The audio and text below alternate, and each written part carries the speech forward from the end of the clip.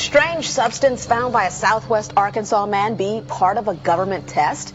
Well, that's the question at the heart of a phenomenon called chemtrails, now getting widespread attention. Well, they say the government is dumping chemicals on us to control or manipulate the weather. And they say the unusual-looking jet trails in the sky are actually chemical-laden chemtrails. People say the government is up there in airplanes spraying all kinds of chemicals to change or manipulate the weather, leaving what you see there, and they call that a chemtrail. So what I look at there and I think are contrails, you're telling me are chemtrails? Yes, that a contrail would be dissipated by now. And it's interesting, Dale and Christina, this is of interest not just in this country, but European countries and frankly all over the world. A lot of folks interested in it. Well, Dave, you mentioned that climatologists and others who study the atmosphere believe that they'd be able to surely spot any kind of signs of an ominous plot. Our journey started in San Diego, California, where thousands of scientists, engineers, policymakers, and journalists gathered for the American Association for the Advancement of Science Conference. One of the topics was the artificial manipulation of the Earth's climate, also called geoengineering. During the meeting, scientists spoke about the plausibility of implementing geoengineering campaigns throughout the world under the guise of preventing global warming. One widely accepted theory was to block the sun by spraying something into the atmosphere. When they were asked about existing aerosol programs, they stated clearly that no such programs have ever been implemented. But strangely, these proposals sounded exactly like what people around the world are claiming is already happening. When I found out that the American Association for the Advancement of Science was going to be held down here and the main body of topics would be on geoengineering, I had to come. I had to be in on this. I had to hear what these top climate change scientists had to say. And that's the other question about chemtrails and whether geoengineering is being deployed right now without our knowledge. I don't have any personal insight into that, other than to say that I've worked in government at pretty high levels in the White House and at state government. I'm personally skeptical of that, but obviously you never know what you don't know. Chemtrails. On the internet, they are cited as proof of the government creating clouds to combat global warming. They claim the American government, with the secret approval of the national government, is covertly using jet aircraft to spray population centres with aluminium, with barium, and with strontium so as to reduce people's immunity and reduce the global population. I'm always a little bit suspicious because the government doesn't seem that capable to do something on such a large scale. That is not rain, that is not snow. Believe it or not, military aircraft flying through the region is dropping chaff. Small bits of aluminum, sometimes it's made of plastic or even talicized paper products, but it's used as an anti-radar issue, and obviously they're up there practicing. Now, they won't confirm that, but I was in the Marine Corps for many years, and I'll tell you right now, that's what it is. And what happens here, military jets, some come out of Key West Air Force Base, and they move off into the atmosphere, and they drop mylar strips. Some could be a little wider, some are small glass fibers that are coated in aluminum. And what the Air Force does is they take their military jets and they dump these out of the aircraft, they fall into the atmosphere, and some take as much to a day to fall down. This is inevitably military or something going on. The government, the Air Force, you see this kind of a pattern like this, you can rest assured there's something going on. They're actually little bitty magnetic and little bitty strips of, whether it's aluminum. It's a nuisance to you and I to determine what's real and what's not, but it looks like it is a life-saving operation there for the military. The apparent motive behind this conspiracy theory is one world government. Order, I cannot hear. Mr. Speaker, I want to assure the House that both my ministry and my colleague, the Minister of Health, who have received correspondence on this issue, that this conspiracy theory does not have an iota of truth, and that the trails observed from aircraft simply come from jet engines. Question number 9. Order. And I think what an appalling example it is of the new Foreign Affairs spokesperson for the Labour Party that she's spreading conspiracy theories about the United States government. I think the House has heard sufficient. It is called geoengineering, fighting global warming by putting a chemical dust in the atmosphere and reflecting harmful radiation back into space. We take geoengineering to mean deliberate, large-scale intervention in the Earth system. There are a variety of schemes that have been discussed for geoengineering. A classic example is injecting reflecting particles into Earth orbit. Nevertheless, there might be some good reasons to think about alumina. It turns out, first of all, there's been a lot of work on the environmental consequences of alumina in the stratosphere. The big deal really is that alumina has 4 times the volumetric radiative forcing for small particles as does sulfur. And that means you have 4 times less surface area for the same radiative forcing. And this is a much bigger deal. You'd have roughly 16 times less the coagulation rate, and that's the thing that really drives removal. So you could get away, we think, with much smaller mass fluxes. So that's why we see things like in the use aircraft patent from '89, they talk about aluminum. And that's why we're seeing in the surface water samples aluminum. And here's David Keith saying that aluminum has 4 times the reflective volume surface area. So they'd like us to think that we're talking about sulfur, but here they slipped up and let it out that aluminum is 4 times better to achieving their ends, and it sounds like it's going to be one they don't want us to know the effects of. The little picture is from a nanofabrication study, which shows you can make very high quality, and do this in just a jet in a very simple way, make high quality alumina particles just by spraying aluminum vapor out, which oxidizes. So it's certainly in principle possible to do that, and there's a big literature that's already looked at that. And you could do that by either building new versions of these aircraft or even re-engineering existing aircraft. So there's some ideas of that. So you go to an engineering firm and you want this done. They don't say this is hard or unusual. They say, okay, yes, we could do it. Aerosol geoengineering looks like it is so cheap that the cost is basically not going to be an issue. That means that implementation decisions will be risk-to-risk decisions. The risk of doing it against the risk of not doing it. And it makes the problem of how we govern it fundamentally harder and different and novel. So I've told you that it's cheap to deliver materials to the stratosphere, and I'm convinced that's true. I don't think that will change. But I think the more we do research, the less easy this will look, the more complicated the environmental effects will look. And that's a good thing, because right now it looks too easy. So I think that if we do more research, we're likely to find out that it's harder and more complicated than we thought, and the side effects are harder to manage. And that's a healthy outcome that will make it easier to do the management. Of course, the opposite reaction is possible. It's an empirical question, how people will actually react to knowledge about this. Another reaction is to say, if these crazy scientists are so concerned about putting CO2 in the atmosphere, they want to think about these things, then that might actually mean we should be more serious about the risks of CO2 in the atmosphere. And by the way, it's not really a moral hazard, it's more like free riding on our grandkids. And by the way, it's not really a moral hazard, it's more like free riding on our grandkids. Numerous air quality studies, including from CARB, California Air Quality Resource Board, have named submicron-sized particulates as being particularly harmful for human respiration. Through all the discussions today, I have not heard any mention of this fallout, and has this been studied, and also the effects of a highly reactive metal like aluminum on toxifying soils and waters? The question is, what would be the effects of these materials on human health if they came down into the stratosphere, in particular small particles and aluminum? So the collaborators of mine working on the aerosol scheme are actually folks from Carnegie Mellon who focused on human health impacts. And while we haven't published it, that was the very first thing we did, was do the order of magnitude calculation in bevel pencil and paper, but with an expert on human health impacts about whether there could be an issue. And for aluminum or other particles, there are a lot of toxicological things that need to get looked at seriously. But if you're just thinking about the sheer number of particles and the human health impact of small particles, the answer is, well, we haven't published it. That was the first thing we looked at with some of the leading experts who do epidemiological research on human health impacts, and it's not even close to being an issue. Clarify, so 10 megatons of aluminum dumped into the atmosphere would have no human health impact. So let me be more careful here. We're to separate out the toxicological. So the alumina, we've only begun to research and published nothing. The alumina, we've only begun to research and published nothing.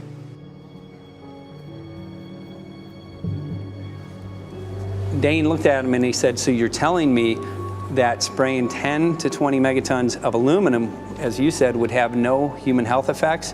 He took a deep breath and he swallowed and he said, let me be more careful here. We haven't done anything serious on alumina, and so there could be something terrible that we'll find tomorrow. We haven't looked at it.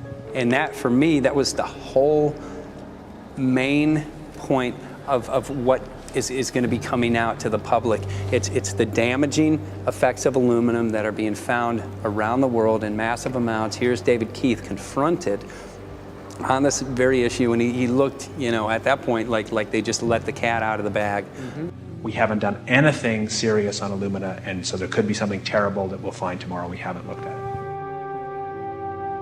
They're proceeding because they have an agenda that's separate from trying to thwart this crisis of global warming. You know, there's obviously several other objectives, whether it's depopulation, control, weapons aspects, communications aspects, all kinds of things, you know, wild cards that we know nothing about. We don't really know, and I'm not going to attempt to speculate on exactly what the agendas are, but we can see clearly the agendas are not benefiting mankind. You know, it's benefiting the agenda of the elite.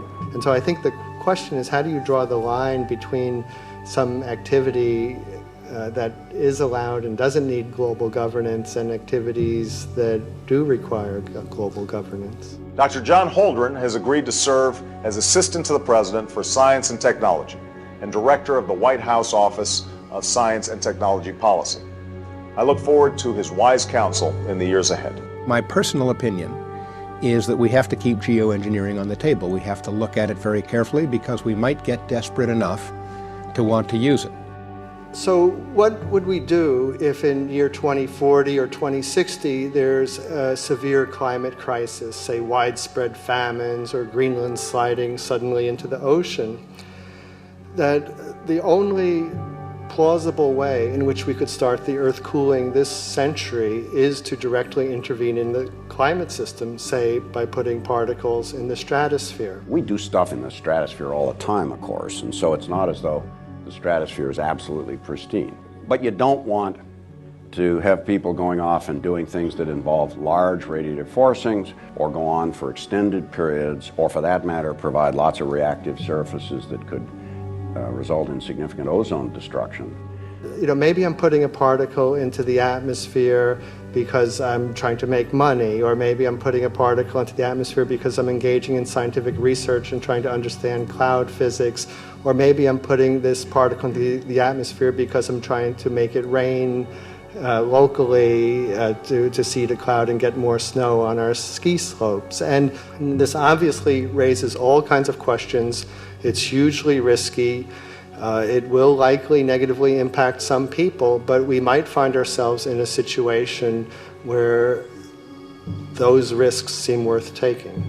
One of the things that really shocked me was in one of the breakouts, they had the benefits of these programs and then the risks. Now the benefits, the one thing that was stated was the just cooling the planet. You know, some of the risks were ozone depletion, droughts in Africa and Asia.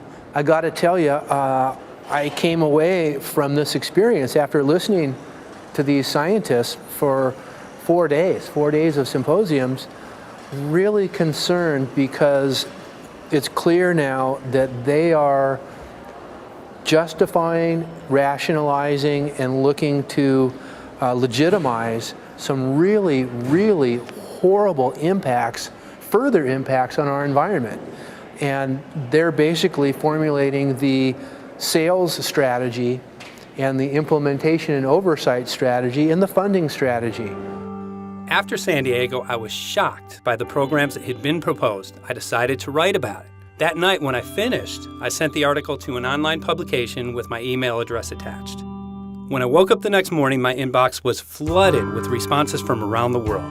Why? Because I had just broken the story on aluminum in geoengineering models, which I had no clue at the time that very few people knew about. Now this metal, aluminum, is being found in massive quantities way above normal levels all over in rain, in soil, and in snow.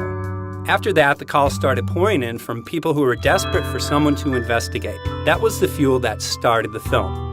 Before we started filming, we had the opportunity to sit down with one of our favorite authors and documentarians, G. Edward Griffin, to find out what he knew about the subject. I'd like to talk for a minute about an issue that's getting more and more attention. That's the issue which scientifically is called stratospheric aerosol geoengineering, also called the chemtrail issue. I'm very aware of the chemtrail versus contrail controversy. As far as I'm concerned, it's an open and shut case. I have been watching the development of jet travel from its very beginning. I used to live near the Los Angeles airport.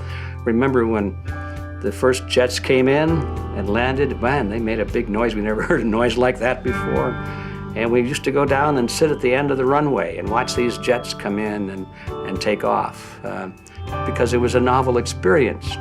I've been watching jets all my life, and I know about jet contrails. I've watched them. They're vaporized moisture, ice crystals, and they get out there in the atmosphere, and then they effervesce and evaporate and then disappear, and you can see them. Plane moves along and the little white trail follows right behind it, and usually about 10 or 20 lengths of the plane or thereabouts, and then it's gone. And you can still see them that way, by the way, once in a while. So there goes a contrail. These other things we're talking about are not at all the same phenomena at all. These planes go by and they billow out this white smoke, and it covers the sky from horizon to horizon. It doesn't dissipate at all. And they crisscross each other. And you see this thing cover the sky and turn it milky, and then people start having trouble breathing, and then you hear stories about the aluminum and barium deposits that they're picking up and the residue. And you put it all together, and I don't see how anybody who's got their eyes open and their mind open can come to any other conclusion but that somebody is spending a lot of money and effort to spray the planet. The question is, why? I have my own theories, but I hope that there will be some good investigative reporters go out there and get us the answer. I know that whenever it's finally discovered, and it will be, the people who are doing it will undoubtedly say, oh, well, we did it for you folks. It's for the greater good of the greater number. It's for the society. It's probably to prevent global warming, or maybe it's to inoculate people against some kind of a dreaded biological attack. We can't go around shooting everybody in the arm, but we can spray them and save their lives. You see how good we are? We're doing it for the benefit of society. I know they're going to, whatever it is, they're going to say it was for your good or mine. Think if we had the ability to steer hurricanes, and the hurricane was going to slam into New Orleans.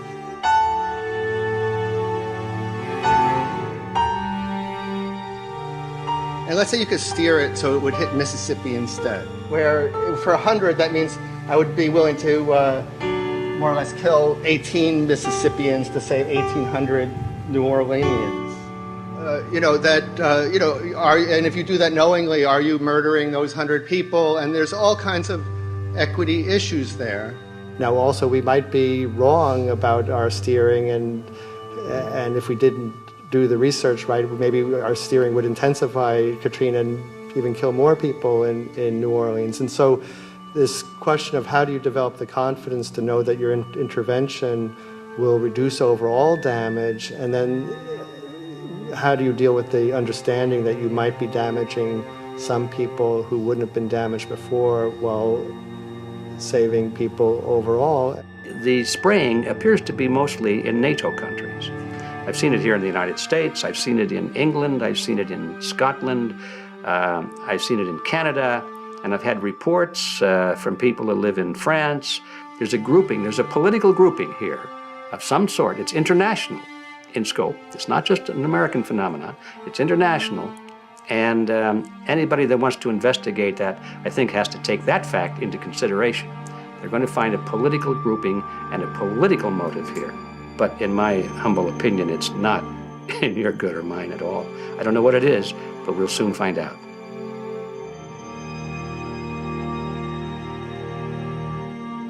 I'm sure that if you follow the old advice, which is follow the money, you'll come to the answer sooner or later.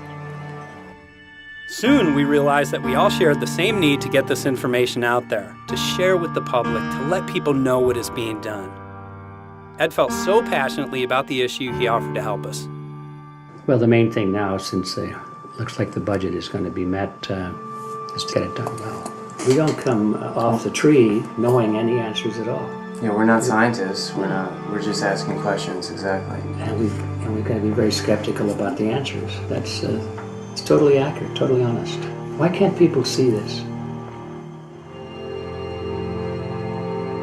They're not hearing it. They don't know. The facts are not being presented to them. We're very lucky, you know that? Look at this opportunity that's been dumped on us. I know. Opportunity. This is going to... Yes. Yes. This is going to be a battle, I know that. Challenge and a battle, but I mean, why are we here if it's not for that? We're going to go to a short break with DJ Foxy. Can't go to get hold of Morrow, so it's going to be you for the moment. I'll call him again. So. Sounds good. I saw the sky crisscross with chemtrails, and I can't remember if it was in LA or if I was on the road, but I had looked up one day and I thought, look at that. That's not the flight path, man. That was a grid, a regular grid over the city, and I couldn't believe my eyes. Milky white clouds. And, you know, it all seems very obvious, and now the evidence of what we have on the ground with the aluminum, the barium, strontium, and with what we see in the patents and what the geoengineers say are going to happen, I mean, for the everyday Joe, this is a slam dunk. This is a very delicate moment for the powers that be, because they're taking a covered-up operation like the tropospheric aerosol program, or chemtrails, Project Icarus, whatever, it's had many names over the years, and they're making it overt into a geoengineering scientific shield to deflect sunlight, because global warming's out of hand. So at this very moment, the belly of the beast is right above us with no armor. Whether people believe in chemtrails or not, the geoengineering should be scary enough. And when people learn about geoengineering, chemtrails will then become apparent because they're the same. So you're talking about global conspiracy here. Geoengineers propose doing this on a global level. Off to Redding, California. Guess this is the second step after the AAAS meeting. We'll see what we find.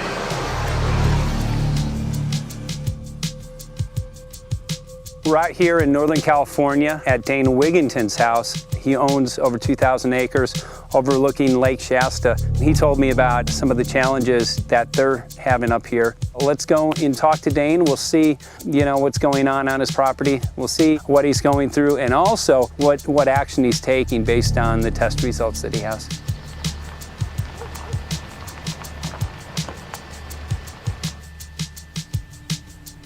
As you know, I have a background in the energy fields.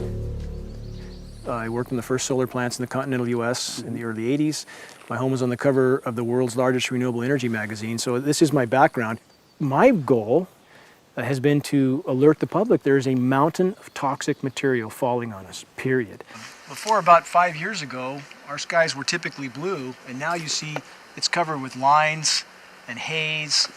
And virtually nothing you see on the horizon, nothing you see in the sky above us is a natural cloud. I mean, it is virtually all the remnants of these aircraft lines that you see fanning out, spreading into clouds, artificial clouds. But the sky is a very dirty look to it.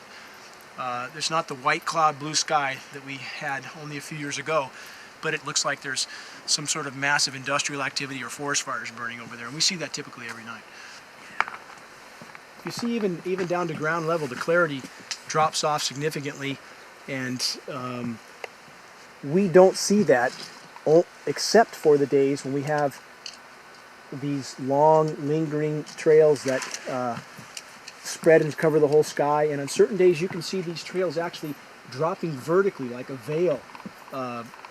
We assume the particulates are descending, and we have the test to prove that we are being inundated with levels of aluminum and particulates that are literally tens of thousands of times what would already be considered high. So we're not talking about exposure to a slight percentage higher of these toxic materials.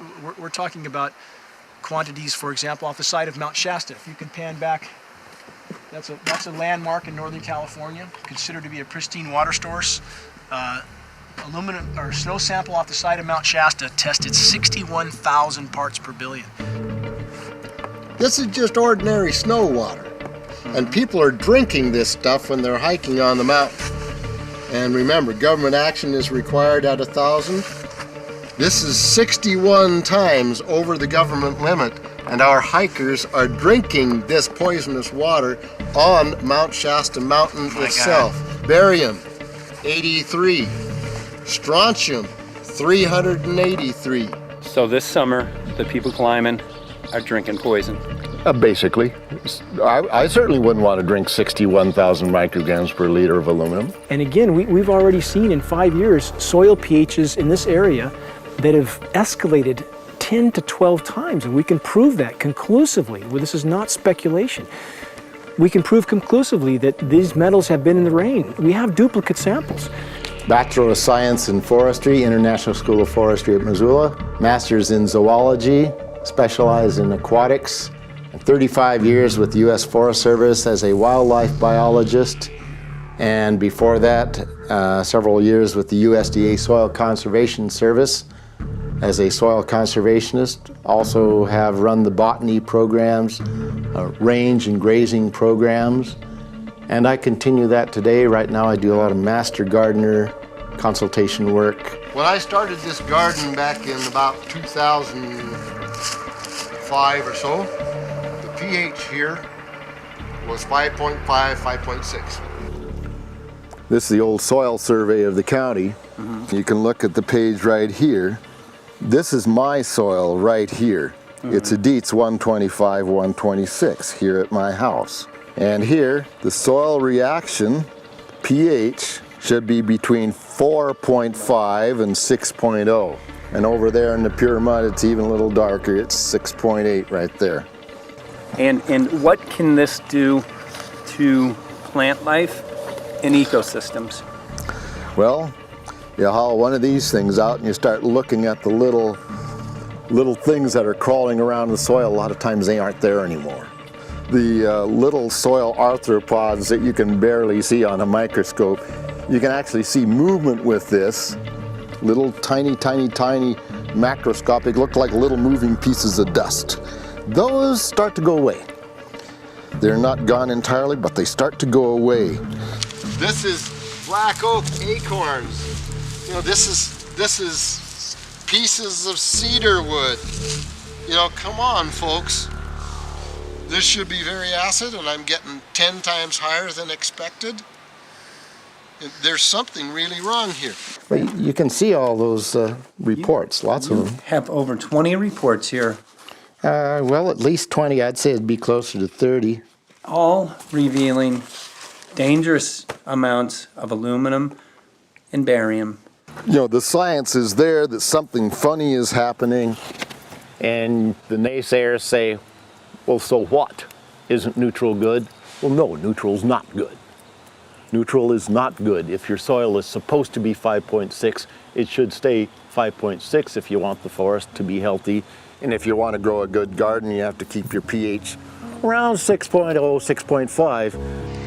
I think that we just need to wake up and just look at what's happening, because we can't just ignore it, because it's going to get worse and worse if we just keep ignoring it and pushing it away like, oh, that's nothing. There was mason jars, and they were brand new, sterilized, and that's what we catch the rain in. And then there was a HEPA filter that we tested the air with. Okay, so you caught rain and then you basically filtered air. What did you find? Aluminum and barium. Here's another test that's revealing 375,000 parts per million aluminum, barium at 3,090, and strontium at 345. Yeah, that's from a lined pond. With EPDM fish safe pond liner. There is no chemicals, manufacturing materials at all in that pond liner that's available to the aquatic life. It's designed for that purpose. The well that feeds this pond has been tested and retested. ND, no detectable aluminum, 0. The only other place this pond can receive water is rainfall. We are located on a filtered, forested hilltop, miles and miles and miles away from any industry, highway, and so forth. After several heavy spray days, there was a film that we received formed on the surface of the water, and we tested that crust, and it was aluminum and barium. That after a year and a half's accumulation had 375,000 parts per billion of aluminum in it. It's literally toxic. We can say conclusively that what we see in the sky matches expressly what's outlined in numerous patents, and the materials on the ground match those patents. This material was not there 5 years ago.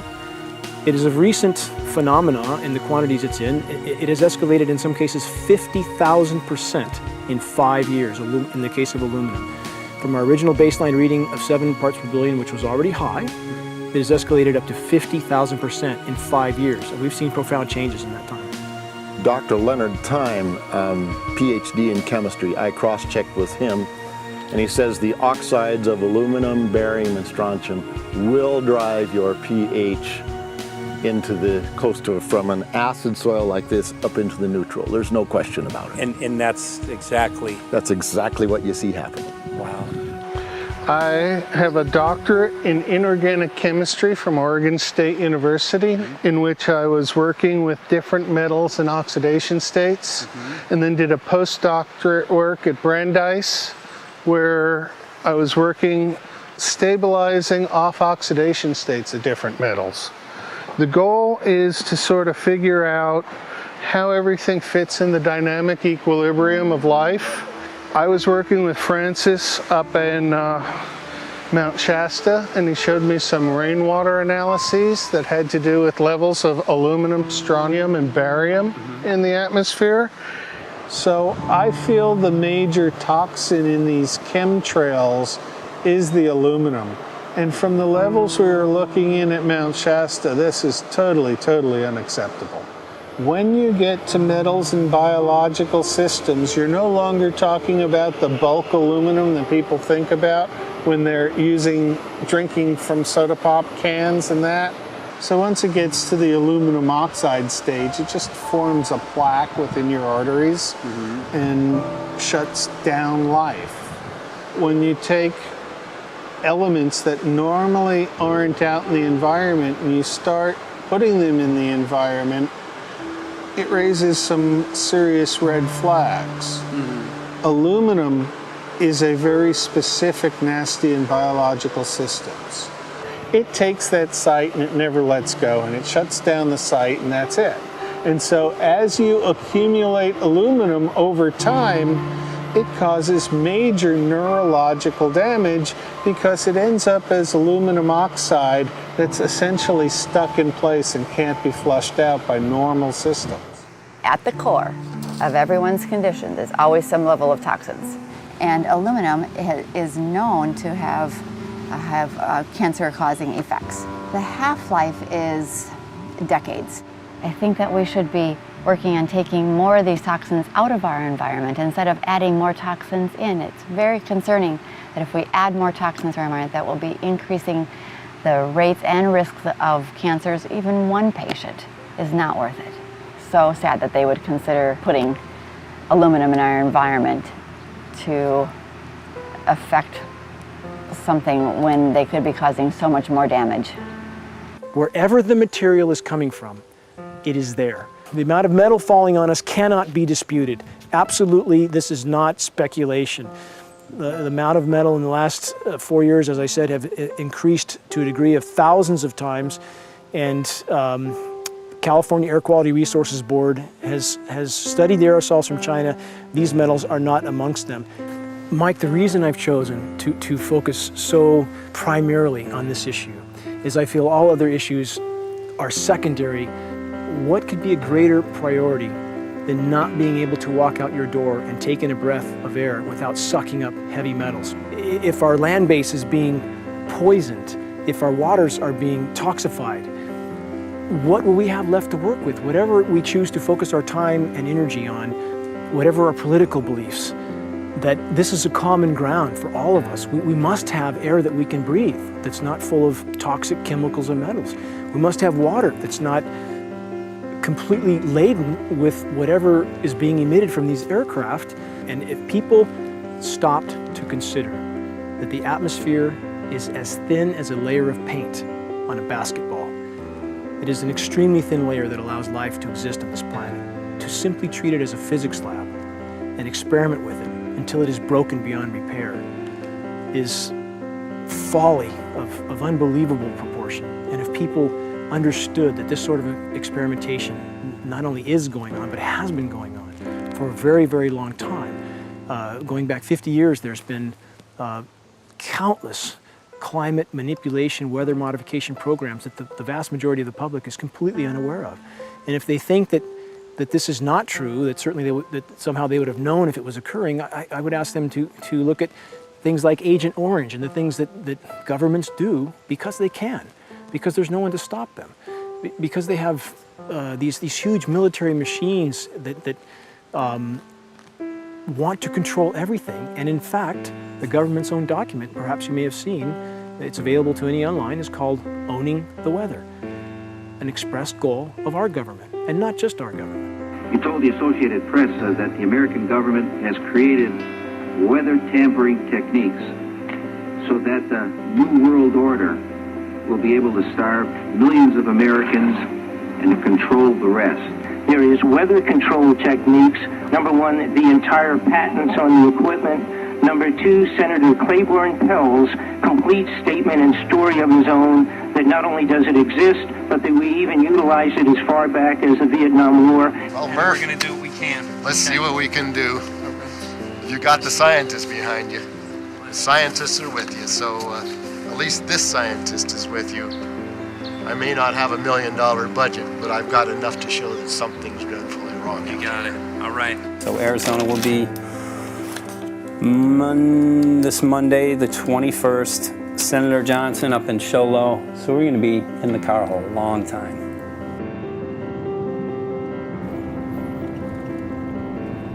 Well, it is such a pleasure. This is such meet a nice place back here, I'm Yeah, telling this you, is Michael. But you know This what? is great. We love it. It's so private and it's so quiet and peaceful. And please come in. My name is Karen Johnson. I served in the Arizona State Legislature for 12 years. I was in the House for 8 of those years and in the Senate for 4 of those years. When you see a plane fly overhead, there's a trail that leaves the end of that plane, and it goes from one horizon all the way to the other as the plane flies across, and it begins to filter out and cover more and more of the sky in kind of ripples. It widens out and fills the whole sky. I mean, how could anybody think that that was the case? And then to live and to be underneath that and know that whatever is in that is falling down upon you and upon your animals and upon the earth. And I mean, it's frightening to me.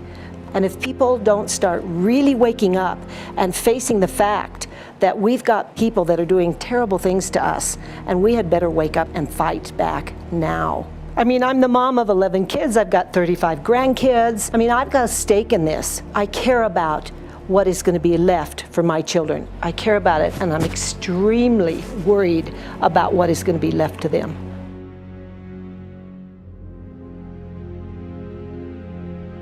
Aluminum is toxic, and we know that it's accumulative. And we know that we're getting more. So we're absorbing it in the air, we're drinking it in our water, so we are accumulating more. So the thought of more aluminum being dispersed in our environment in the way that you mentioned is very frightening to us and very disturbing to us. Those of us who have done any research on this are really quite concerned that we are ill-informed about this issue, and mostly that it's being done. Aluminum is toxic. We know that it is. We can debate as to the amount of toxicity that is going to be disturbing the body, but as far as really accepting the fact that it's accumulative, it's synergistic, then we have to conclude that it's not a good idea to put it in our atmosphere, especially when we know we're getting increased amounts, and especially since we know that the scientific communities around the world are pointing a finger at the heavy metal toxicities, at the toxicities that we're absorbing in the day-to-day food that we eat and the air that we breathe. The concern is off the charts about why is this happening? Why is this being allowed to be sprayed continually all over the United States, all over the world? Who is paying for this? I mean, the incidence of Alzheimer's has just skyrocketed, which evidently has to do with an accumulation of aluminum in the brain cells. I mean, I think almost every family has been touched by a member as they get older having Alzheimer's. And it's a horrible disease.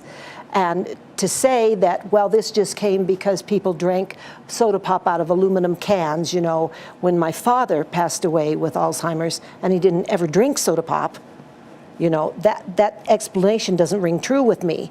And so I'm wondering, how much did this chemtrail spraying back in the Illinois area affect him?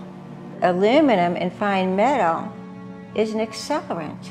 A friend who's a firefighter up in Pine, Arizona for 20 or 30 years says that the wildfires now that they're fighting are way beyond anything they've seen before in intensity. And when you look at the air samples and you see the fine particles of aluminum, which is very flammable, and magnesium settling on the trees, this is causing unprecedented savage wildfire. But if you look at this, you can see these are parts per million. They sent this to me, and I just found this to be extremely interesting because we should have like 2 parts per million of aluminum in our air. And this is saying that there's 39,000 parts of aluminum. That's astronomical. Barium is high. I mean, these are way off the charts of what people should be breathing or what's coming down on them. And, you know, if people wonder why their health is deteriorating, why they're having to go to emergency rooms, why they can't breathe, you know, why they're getting Alzheimer's, this has been planned. We have elites, I don't know what you want to call them, one worlders, Illuminati, I don't, whatever you want to call them. But with these people that don't care about the average person. They only care about themselves, their greed, their power, and if they eliminate, you know, 2/3, 3/4 of us from the planet, so much for the better for them, because then they don't have so many people to have to herd around and worry about. So this is a lot what this is about, and this is very, very alarming and scary. I mean, where is this stuff coming from, and why? Why is this kind of stuff being put out there?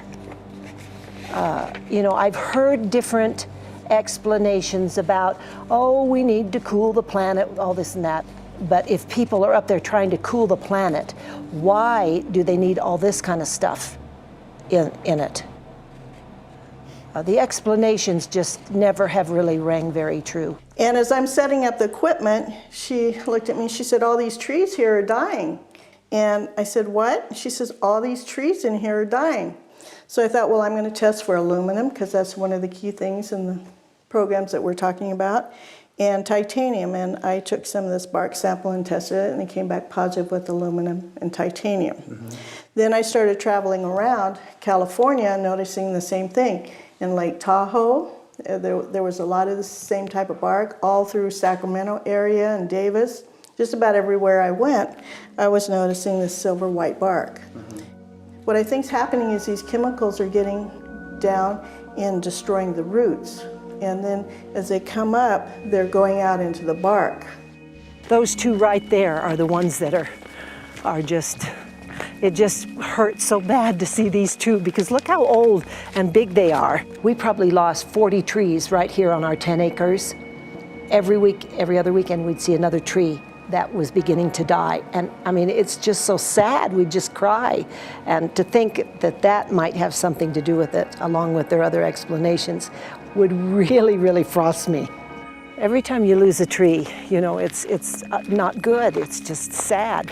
And there's another one over here in this little group of trees here. Don't you feel better when you stand up and fight than if you crawl down in a little hole and go to sleep?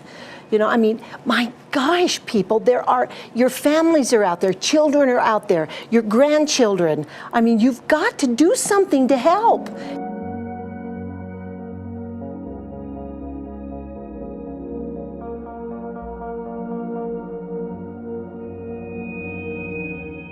My greatest hope is to get people to question.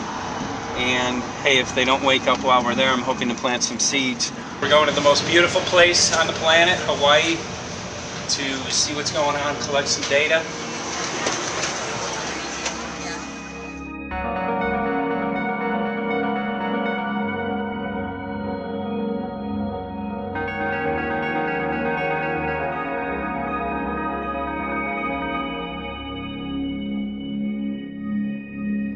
Thank you for having fun with us. Hope you enjoyed the trip. Have a great vacation and welcome home if you're lucky enough to live here. Thank you.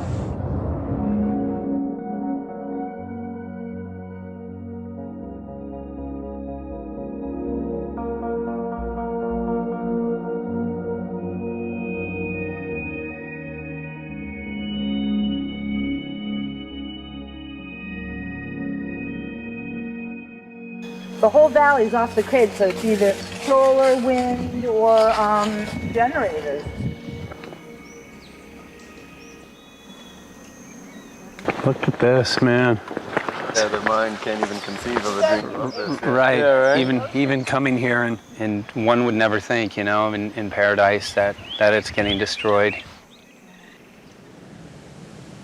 And they're doing it island style. They do it off the island, right? They do it off the island, so they don't, you know, you don't see the chemtrail airplane. The theory is that they're spraying the ocean, offshore, and It's coming in on the... and it's coming in. Now these are coming from the west. They're also spraying on both sides today. A lot of this stuff is actually chemtrails coming this direction. There's material that's blocking. We should be able to see to the horizon, you know, where the Earth curves, because we're high enough and we have the ocean, right? So we should be able to see. We should be able to see the Big Island. It's only 30 miles away. And you can see it's not a blue sky behind it. That's the key. It's all, you know, has that kind of weird looking blue, like silver blue, I call it. And this is a nice day. You know, there's no more blue sky. The night we're gonna look at the stars at night, and it's like, you'll see, you can count them. There's so few stars at night now. There should be hundreds of thousands of stars, and I can count the stars. There's like one here and one planet here. It's like, you might see, some nights you'll see 100, some nights you'll see 10. This is what concerns me, this kind of stuff right here. It's just soft. Okay. This just comes right off, this bark. That's not natural. For I've seen hundreds of thousands of coconuts, and I've never seen it falling apart like that. Look at this, you guys. I've never seen anything like this. I used to trim trees all the time on the Big Island. I've never seen anything like that. That's why I'm concerned. Not an easy task that you have here on the island. I could see the skepticism because it is so far beyond anybody's reality. It's amazing. It's just amazing to try to look through somebody else's eyes. Like my eyes, I can see this, so it's like night and day. And other people, it's just the illusion is just so deep. What do you think would happen if everybody awakened to what was going on and what the plans were of geoengineers? I think they'd have a revolution in Hawaii. If people really understood what was going on. What's your concern for, I know that you love the land here. What's your concern about the chemtrails? Well, that we won't be able to live here and grow our own food. And that our health is going to be compromised. You think it already has been? Yes. And the thing is that they're doing it every day here, every day. So it's hammering, micro doses every day. And then, of course, it's getting in the environment, and of course, it's weakening the plants. And it takes a couple years for this to actually weaken the plant. So we are asking for GMO taro. We're asking for GMO papaya because we can't grow our natural seeds. We can't be sustainable. We can't truly, be here as God created us to be. So my friend convinced me to do a hair analysis on my daughter. So we went ahead and cut close to her scalp and got some really recently grown hair and sent it in. I was just sure that my daughter's hair was going to be so clean with the lifestyle that we live. And lo and behold, it came back and her levels were really high in aluminum. This is the chart here. This is the reference range, and this is where my daughter is, 23.1. Aluminum. The skies are covered with a white mist, and I look up at night anymore and I don't see the deep, dense stars that I used to, and I can't help but think this obviously has something to do with my daughter's health. I don't know where else these heavy metals are coming from. Yeah, I mean, look how old she is. Yeah. She's been isolated here. Here, and she's... Here. Anybody looking at the situation would be like, this is paradise. This child should be like superhuman. Organic foam. And here you are getting all this heavy metal stuff. She has highest level aluminum on the chart. Never had a vaccine either. Folks, these people are playing God. They are playing God. They're manipulating the weather and they're spraying stuff into the sky. They are trying to geoengineer everything, including your plants and trees and your ocean. Well, tonight, we're just hoping that instead of not looking at it, you start looking into it, because I really believe from the bottom of my heart that we are in a real crisis. I really do. They are proposing dumping 10 to 20 million tons of aluminum into the upper atmosphere. What does aluminum do? It changes the pH of soils, which is toxic to plant life. Also, it's very toxic to human health. Are they doing it? Well, let me tell you about my experience and what we found. We have much evidence that not only suggests, but I believe prove that they are happening. Jeff, what's going on? And as I promised, we're joined right now by a very special guest, Michael J. Murphy, currently on location in Hawaii. He's working on a documentary film called What in the World Are They Spraying? Michael, welcome to the program. Great to speak with you today.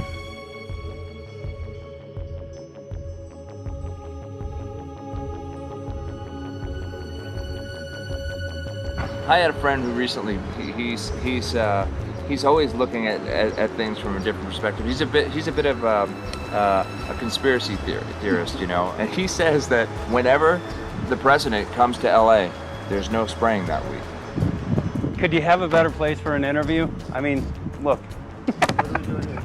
Well, this is being done over our farms and over our things. So basically, they want to eliminate our ability to eat organic food, have clean water. So in some ways, it sounds to me like, and you know, again, it's just a projection, but it sounds to me like this is control. How do we control the masses? Yeah. How can aluminum be good for you in any? And what was the second chemical you mentioned? It's barium. Barium and aluminum. Obviously, those are toxic to everything. To human health. To human health, to farms, to animals, to everything.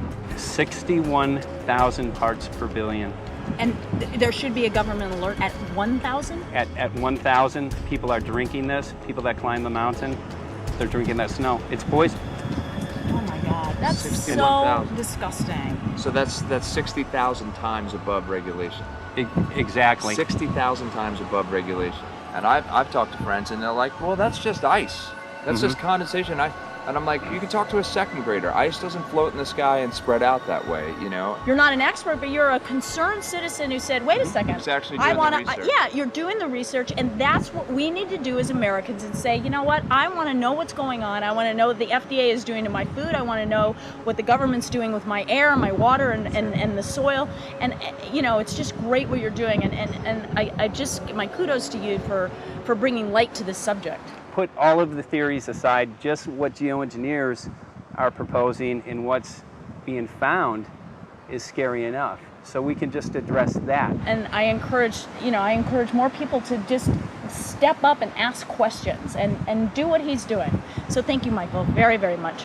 Aerosol spraying aluminum affects everywhere, and we have a beautiful tropical climate which I believe might be in jeopardy. So we wanted to not only come and bring the message of what people were finding around the world, but encourage people to test for the aluminum, strontium, barium. Essentially, I think it was an effective trip. I saw a lot of people here in Hawaii, in Maui, awake and not only curious, but willing to look into this deeper, and that's my only hope. This is one of the boldest moves, I think, from Ed Griffin yet. This is the taboo topic that nobody's supposed to talk about, and that is aerosol spraying. Now, we've got tons of documented proof of errant aerosol spraying. It just blows my mind that the whole essence of humanity has always been to look up into the sky and ask why. Though there are no limitations, there is endless space, an endless universe. Now, in the 21st century, we're not allowed to do that. Anyone who looks up and sees the giant grids and the X's in the sky that weren't part of our existence until just a decade or two ago is somehow called a kook. And the people that are the best and biggest proponents for the revolution and for liberty, they don't want you to talk about it because you could discredit them. It seems to be an industry that's being built up to milk the taxpayers by undergoing some kind of a giant global spraying program to make all kinds of money on the project. And they don't seem to care really what effect it has. They're not trying to experiment to see if humans can survive it or anything like that. They just want to get this stuff up. And then we discover, as we're going further down the line, that there are companies generating genetically modified organisms, seeds, modified seed crops they're being engineered to resist the aluminum in the soil. And a lot of crops won't grow in that. And so now, after they've messed up the soil, all the farmers were going to have to go back and buy seeds that have been genetically engineered to resist the aluminum that have been put into the soil. And all of a sudden, mankind is completely dependent upon these companies like Monsanto and other giant agricultural firms. You can't even grow natural seeds anymore. And we're looking at that. It's a shocking thing. I hope we don't find that that's true. But all the arrows right now are pointing in that direction. We get into cost-benefit analysis here because there's also HAARP could be involved in this. Geoengineering, as you guys mentioned, which is documented heavily in Dennis Kucinich's bill, that is the Space Preservation Act, which, by the way, I don't think got through Congress. And then Kay Bailout, as we call her here, Kay Bailey Hutchinson, also put together some legislation in order to qualify geoengineering, which, again, is supposed to save us all from global warming. But it is cost-benefit analysis because they can benefit on so many different levels. Ed, that's how they do everything, isn't it? That's right. And, there's an old adage, if you just follow the dollar, follow the buck, you get to the source of the problem. And it looks to me like there's a tremendously profitable industry being built up right now around this concept of geoengineering or weather modification or reducing global warming and all of these other things that can be sold fairly easily to an unsuspecting public. They all say, oh, well, that's good. We don't want global warming, And so they put up with this, and they don't question, they don't criticize. But behind the scenes, you see a whole industry being built up, which is, as I say, tremendously profitable. And the money for all of that is coming from the taxpayers. And it's a scam is basically what it is. We're just focusing on the one area that is real easy to prove. There's no speculation in the area that we're going into. They definitely are doing this geoengineering. They definitely are talking about it.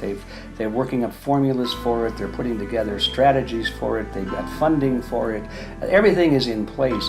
We don't even have to go into those other areas to make the case. Okay, let them believe that, but at least they must understand that there's no question that they're talking about it and planning to do it. And so shouldn't they be equally alarmed about what they're going to do if it can be shown that barium and aluminum and some of these other toxic metals are very destructive to the planet and destructive to human health? Isn't that enough? How many issues do we need to crank into this? And so, if you're going to kill the planet and kill the population, do we need any other reason to be alarmed?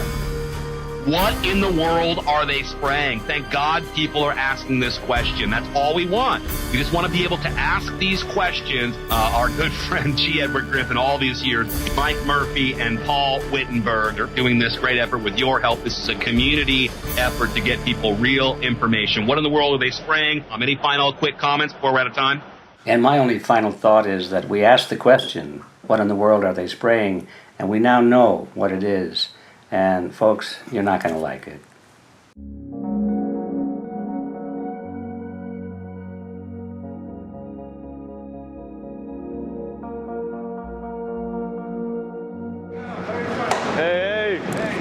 I'm Peter Vreke. I'm from Belgium. I'm 54 years old. I can't believe it myself. I'm a very happy and grateful person. We are doing the job the police or the Justice Department or the Environmental Department should have been doing.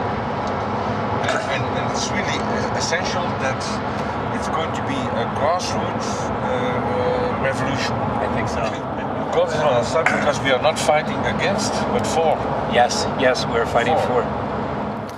I was in the council for about 25 years and also a period as the mayor. So from that moment on, 10 years ago, everything started to change. I start to get a picture of what is really going on. And it became crystal clear to me that we, humankind, have been manipulated and dominated and exploited for centuries.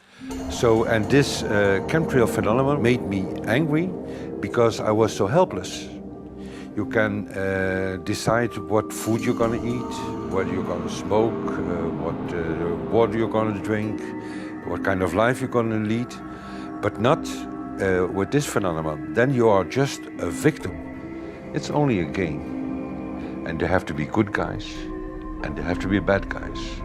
And luckily, we are in the position to be able to play the role of the good guy who has the chance and the opportunity to overcome. 3 days that we shared with them, my heart just dropped because it was such a beautiful way to live and such a peaceful way to live. I left thinking, what's this going to be like in 10 years? Is everything going to be killed off on their property? And if it is, how are they going to get their food source? Are they going to have to take a class, you know, and get certified by company XYZ? And what are the requirements for that? And that really is the end of freedom. I'm concerned about that. I definitely, I really am. Yeah. I learned to say everything is now as it has to be now. And everything is going to be okay. It's going to be all right. It's going to be okay. Yeah. Yes. I have this deep feeling that in the end we will prevail because we have the right on our side. The cosmos is helping us.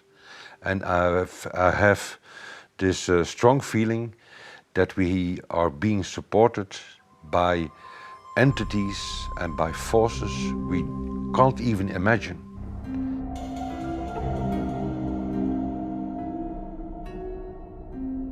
Here for the first time we have this scientific proof that we are being spread. We are being spread, and it's incredible and it's hard to believe, but we are being spread. I think at this moment to stop is not an option. Once you know it and once you have a tool like this and an opportunity like this, that the issue of chemtrails or persistent jet contrails or whatever name you use for it, that this phenomenon is recognized as being real, publicly debated on. In the context of geoengineering, I think it's high noon to bring this to the public. This is what the sky is supposed to look like. These are old paintings. We forgot this, I'm afraid. In the years that I have been a medical research journalist, I have looked at many things, and I found the same three issues in whatever I'm looking at. And that is that we are being dumbed down, we are being made sicker, and we are being made infertile. Citizens gathered from around the world in Belgium for the first International Chemtrail Symposium. The event attracted leading professionals, politicians, and activists who discussed the health, environmental, and social implications of these programs.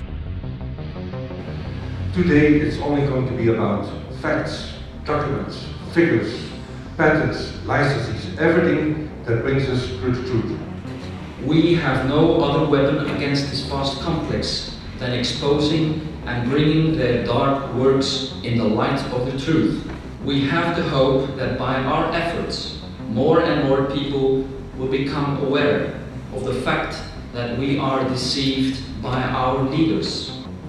So today, we, as a family, join forces with the people who publicly made known to the world that chemtrails are not a conspiracy theory, but a conspiracy fact. From the Technische Universiteit Delft in the Netherlands. Ladies and gentlemen, please welcome Koen Vermeeren.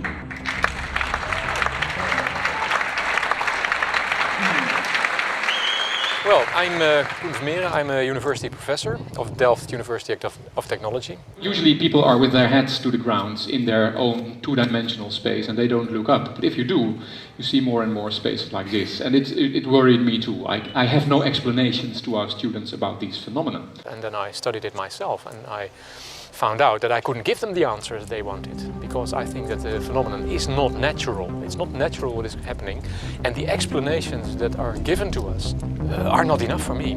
If you look at them from a scientific point of view, the first thing a scientist does is trying to explain something. Because I'm smart and my students are not as smart yet, so I have to give them answers to questions. But if you ask most scientists honestly, they cannot answer all your questions. If people are using climate control over our heads, I want to know about it. I want to know the consequences, I want to know the health impact, I want to know everything. I need, as a teacher in my university, to give answers to my students. And they have good questions. And I don't have the answers, and I want to know. Excellent. And we should discuss this. Ladies and gentlemen, for here you in the auditorium and for all over the world, Michael Murphy.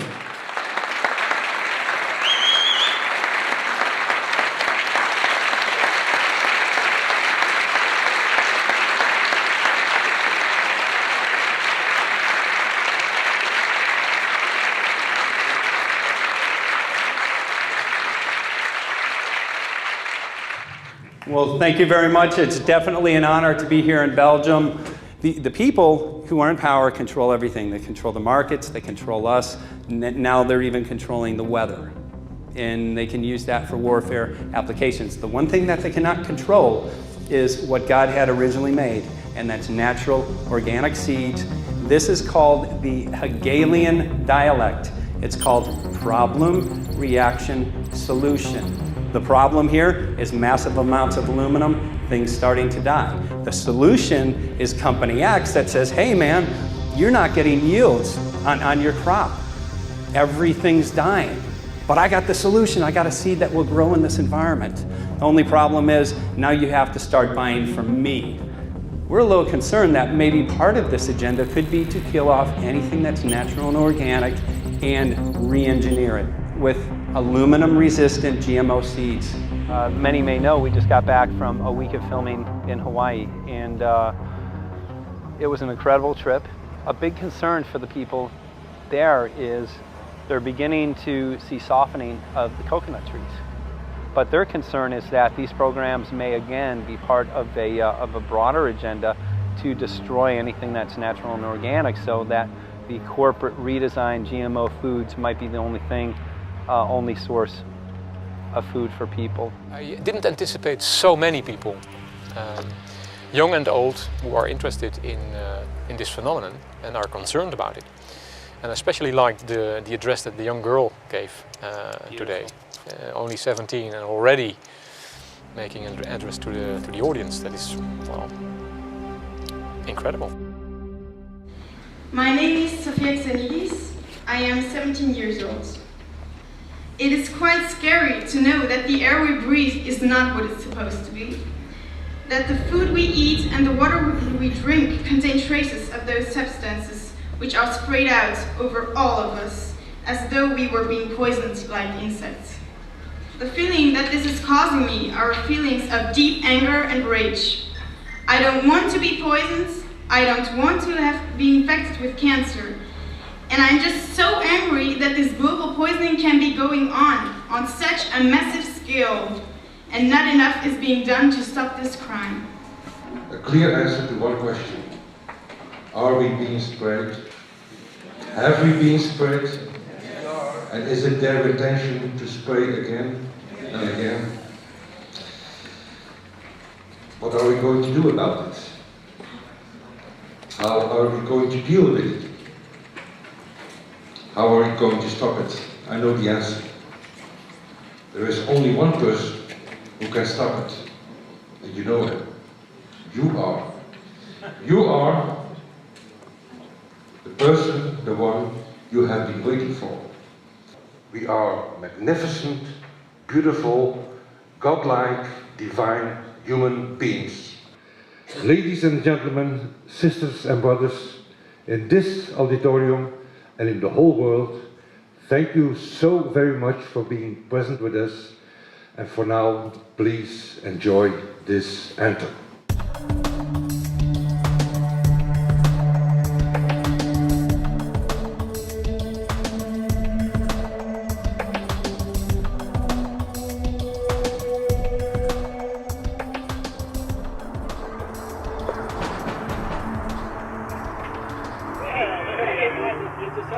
Hey, good to see you. Hey, right on time. Come on in. So, anyway, I'm glad that the weather's been good for you fellas so far. Just think if we were doing this in the wintertime, you might, if you're going to Washington, D.C., you might run into snow. Thank God we're not. That's right. You know, it's interesting because of the different weather modification programs. There's something like, I think, right around 32 in the continental U.S. alone going on. So the theory is that geoengineering is in part weather modification. You know, Mike, that's a very good point. There are so many subsets connected with this issue of geoengineering. People are writing to us all the time with information about the connection to global warming, the connection to weather modification. Some people think there's a connection with Morgellons disease. Others think it's kind of a means of transmitting electromagnetic impulses from the HAARP antenna system up in Alaska and Siberia. Boy, it gets your head spinning. And each area, I think, is worthy of investigation, but we have so little time. I think it's wise for us to stay focused on just the aerospraying and the toxic effect of these chemicals and the destruction of the planet and the damage to human health. What more do you need than that to convince people that we have to put a stop to it? So to stay focused, I think, is our mission on this one.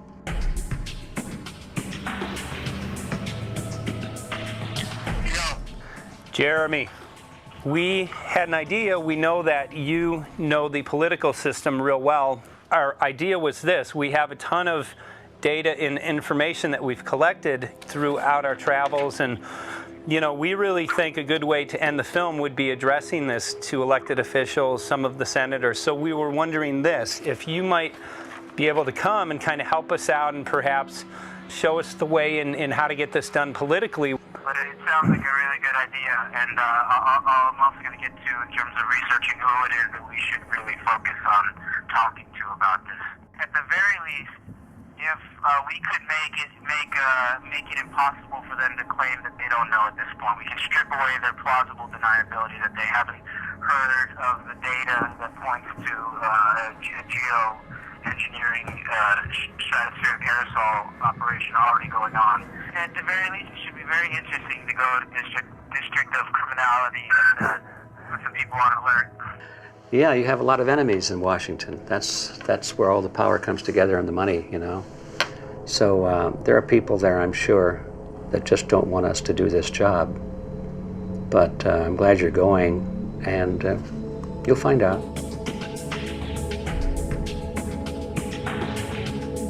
We took the data to Washington, D.C. There we presented our elected officials with the following letter. According to the 5th article of the Bill of Rights amending the Constitution for the United States of America, no person shall be deprived of life, liberty, or property without due process of law. But the daily spraying is depriving all persons living within the United States of life, health, liberty, and integrity of our common and private property without due process of law. As a representative of the people of the United States of America, we insist that you do everything in your power to protect us and immediately put a stop to geoengineering spraying at once. There exists no justification, legal or otherwise, to poison the planet and its inhabitants. Now suppose that space aliens arrived on, maybe they're going to land at the UN headquarters down the road here, or maybe they'll pick a smarter spot. But suppose they arrive and they give you a box, and the box has 2 knobs. One knob is the knob for controlling global temperature, maybe another knob is a knob for controlling CO2 concentrations. You might imagine that we would fight wars over that box, because we have no way to agree about where to set the knobs. No global governance, and different people will have different places they want it set. Solar engineering is like chemotherapy. No one wants it. But we all want the ability to do chemo and to understand its risks, should we find ourselves with dangerous cancer. How long does it last up there? The lifetimes are years. What, years? A couple years. And then it what, precipitates out, or Yeah, that's correct. no toxic side effects that we know of? The thing we always wonder about is the unknown unknown. Yeah. So if you're thinking about, say, the acidification, it's clear that's not a problem. There's several studies that showed that. Right. But of course the concern here is with so little research, there may be some unknown that comes out of left field that bites us. My name's Mike Murphy. I'm a filmmaker in from Los Angeles. We're covering an issue called geoengineering. Okay, thanks guys. Senator, quick question about the issue of geoengineering. I'm afraid I don't know what you're talking about. And wondering if you were supportive of geoengineers' proposals of spraying 10 to 20 million tons of aluminum into the atmosphere. I should really get a briefing paper on it before I give an opinion. Oh, not a problem. Are you aware of the issue? Not completely. At all? Okay. Do you have a letter from constituents, and people have concerns? Yeah, We're making a documentary about the I don't know, you guys have credentials to be here? Yes, we do. We pass through security as well. Endowed by our creator. I think so. Please don't touch me. Please don't touch my property. You're lying. No, why? What did we lie? What did we lie about, sir? No, we're not. What are we lying about? Lying about what? That was a little unusual, huh? I haven't heard that, no. You're not aware of it? And it appears that these programs have already been deployed. You know, I haven't looked at that proposal, and so, why don't you let me review it? I can do that. Are you aware of? Actually, I'm going to go. Yeah. Let me go ahead and get that. I will take a look at this, and I will act accordingly. General, I'm sorry. This program, this openly covert program of the aerosol spraying, stratospheric aerosol spraying, geoengineering, using tons of aluminum, spraying it up in the sky. I have no idea what you're talking about. Okay. Commonly called chemtrails, sir. When you were the head of NEMA, did you see the aerosol trails? Mike Murphy, filmmaker in Los Angeles. Hi, sir. And we're covering an issue called geoengineering, and wanted to know if you're supportive of geoengineers' proposals.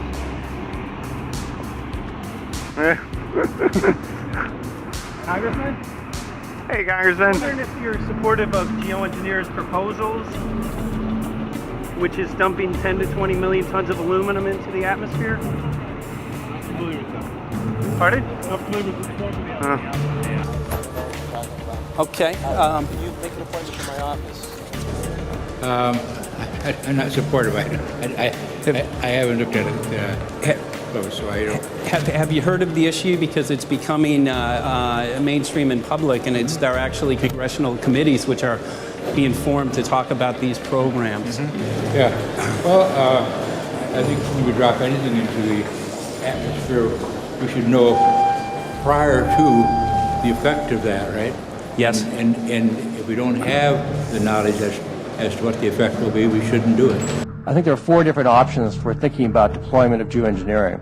The first one would be we just ban it. I would argue that one does not want to get too firm a restriction in place on small-scale studies early on because it'll tie the science hands. I think what the science community ought to be trying to do is say, if you do small-scale stuff inside this space, and it's a scientific question what that space ought to be, there shouldn't be a lot of oversight and restriction. Congressman? Excuse me. Hi, I'm Mike Murphy from Los Angeles, covering an issue called geoengineering. These guys are running from the geoengineering issue. I wonder why. I'd have to talk to my staff. I don't know what the details on that are. Have anyone made you aware of the issue, or? Sir? Congressman, your committee talked about geoengineering last November.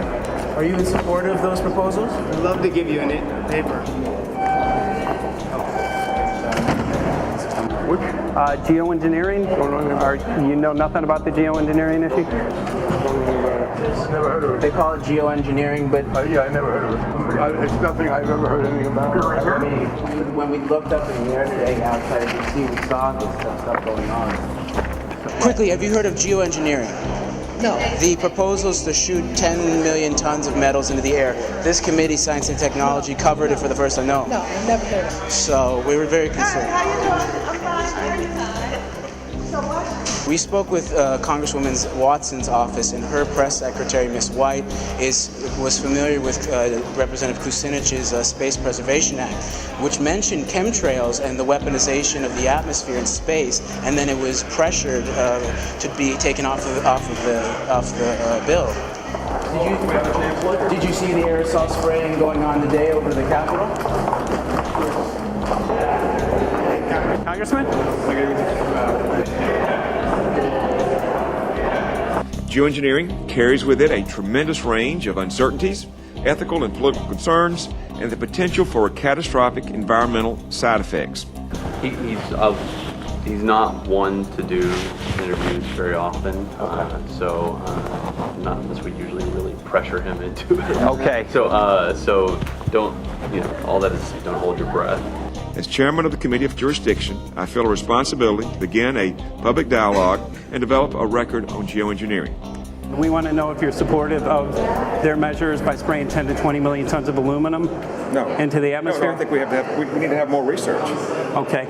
And about the issue of current deployment, there's literally a mountain of evidence that many people believe proves the deployment of these programs. Any knowledge of that? No, there's certainly not a mountain of evidence, but I do support research into geoengineering, and I also support looking into the international governance of that. Okay. I hope anybody that has studied it knows, at least I think, that it's a radical proposal, and I hope we don't have to use it, but there may come that point in time where we do. Now, if we could provide you with the evidence that suggests that these programs are and have been ongoing, would you be willing to address this publicly? We've had about 3 or 4 hearings on it. We have addressed it publicly. Well, not about the proposals, but about the current deployment of these programs. Citizens. I don't support the current deployment. I think we need to have more research, and they have consequences that go beyond one nation, and so I think that there needs to be governance to that. Governance is not simply an issue of deployment, but governance before deployment in terms particularly of large-scale scientific fieldwork. I concede that on this subject and in general, it's not popular to talk about global rules. And when these people started talking about the need for UN Security Council oversight, a supranational environmental security enforcement with a strong mandate by the UN, it really was clear that they're looking for a global power behind the manipulation of the environment. But I do think it needs to be sort of an international kind of treaty that does tie and bind all nations into a common fate. It is a common fate. And unfortunately, it's not just big governments that could do this. It is small governments. It is billionaires probably could figure, I'm going to save the world all by myself, and I won't bother to mention it. How do we decide when there's a planetary emergency? Whose hand is on the thermostat? How do we decide when to start it? There's no way to do that right now. And what if we do start doing it, and then by some problem with the technology or with the will, we can no longer do it? In a year or two, the aerosols will come out of the atmosphere and temperatures will shoot up at a rate much faster than it's going up now. And it's that rate of change that's hard for us to adapt to. So once we start it, we'll be sort of locked into doing it for a long, long time. And so with basically no end in sight. Boeing would pursue this to make a profit, right? I mean, there's financial motivation to do this. Let's see. So let me not speak for Boeing. Is that allowed? Okay. Yeah, well, it is what it is. No, but someday, if the U.S. is going to decide to do this stuff, they're going to look to a company who can do it, and you want to be positioned. Boeing would rather get it than Lockheed Martin. So certainly we have an industrial base that helps the country take on technologies and large-scale challenges like national defense. And we do that both for a profit motive as well as, I think, as a national service. So I think it would be truly disastrous if you know, we discovered a few years from now that there was a black program that some government had stood up to sort of learn on the quiet how to do this. It's pretty clear you can cool the planet, but you will not and cannot bring it back to exactly the same climate state you started with. So you may or may not, and I expect we'll have a lot of back and forth about how useful it is to ameliorate the risks of climate change. I think there's a good evidence it probably is useful, but we don't know. But it certainly can't get you back to exactly the climate you started with. I think everybody agrees with that. Do you think you'll see deployment in our lifetime? Let me say I hope not. Al? I would agree. I hope Yeah. not. I hope Very not. agreed. Okay. I see this as something like an evacuation plan. That you build big dikes. Maybe that's the emissions reduction to try to keep the flood from wiping you out. But that if that flood should come, that you'd like a plan for what to do in the event of that catastrophe. So I see these options more as a catastrophic response option and not as a way to reduce risk of everyday climate change. You would advocate mitigating consumption of beef as a means of accomplishing your objective? Yes. How would you suggest going about that? You can't. I don't add. I mean, it's your job to decide what to tax and what not to tax. Obviously, if you wanted people to behave differently, you give them incentives and disincentives for behavior. But I'm sure that's the answer you wanted to hear, Mr. Smith. If only my time had not expired. Thank you, Mr. Chairman. Because there's literally aluminum and barium contamination found around the world, believed to be from these programs. Like, look, today over the Capitol looks like they're deploying some type of aerosol. Did you see it? No, I didn't, but good to see you. In a James Bond scenario, some rogue rich guy puts some airplanes in the air and sees the clouds. What is to prevent that? Okay, are you aware of the issue? You do it through the...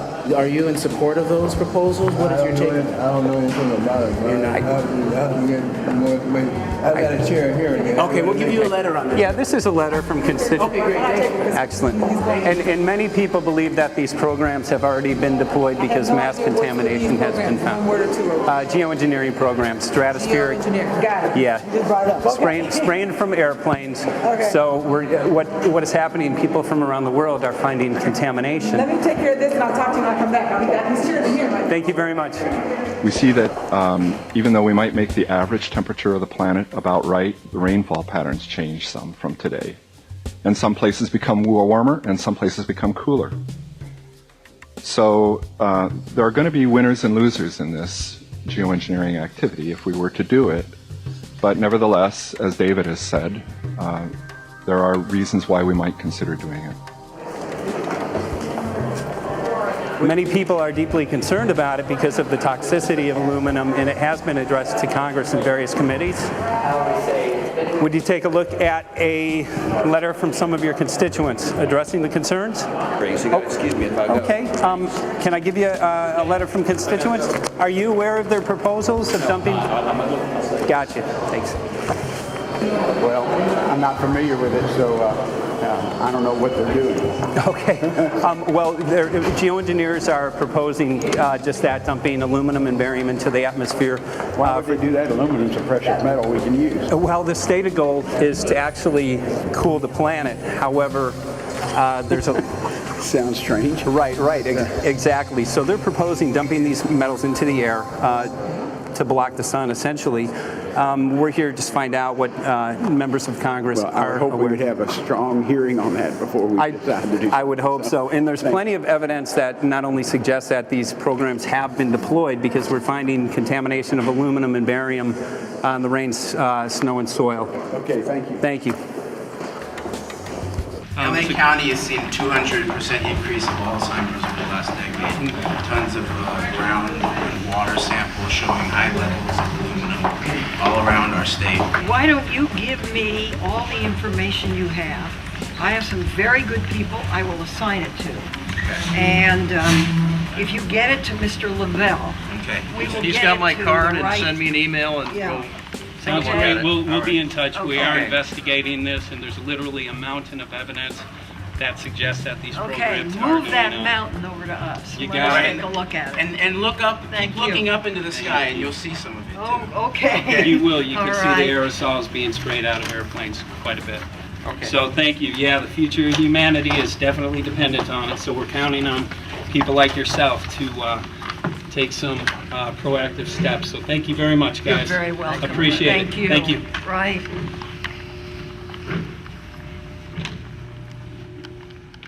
A lot of Congress was running down the hallways to avoid answering any questions, looking for doors in the hallways. So apparently the war is against all of us, and we're all in a hostage crisis. People who took an oath to uphold and defend the Constitution are not only know this is happening, are participating in this. And all of us have a duty to stand up and speak out about it. Why is the water being contaminated? Why is the soil being contaminated? Why are aluminum-related diseases going up? And it's affecting all of us, and thus we all have the duty to stand up and speak out and get educated and stop this. For our own sake, for our children's sake, it is a crucial moment in history right now. As human beings, we need to decide whether to live on our knees while being sprayed and poisoned every day, while being under a continual threat, or whether we are going to stand up and live as free human beings and seek truth, justice, peace, and freedom for all of God's children. So as you can see, we're ending our film here in Washington, D.C. We've made many public officials aware of this. Most of them either denied any knowledge of this, or they simply were unwilling to address the situation with us. So as you can see right behind the White House, we do have aerosols behind us. The spraying has continued. What is the solution? Is the solution here in Washington, D.C.? Clearly, this is one of the solutions, but the solution is not only here, the solution is within you.